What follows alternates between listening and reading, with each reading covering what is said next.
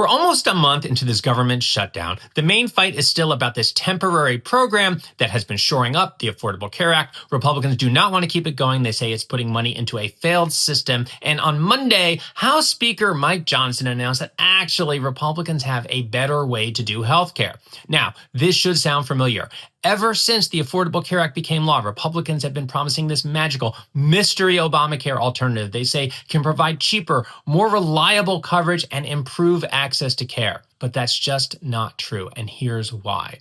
The central challenge in healthcare is how do you pay the medical bills for people with serious injuries or conditions, because they are almost always more than even middle-class people can afford to pay on their own at any one time. And if you rely too much on private insurance, that's not going to work because they're going to find ways not to pay the biggest bills or to exclude people with pre-existing conditions.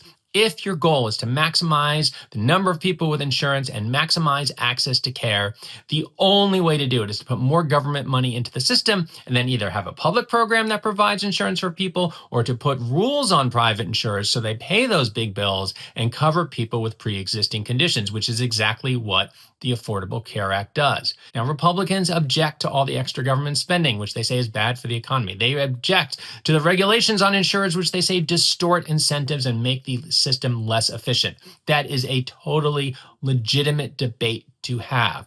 But when Republicans claim their plans will not result in people losing access, or when they claim, as Mike Johnson did, that they will improve access to care, that is just not defensible.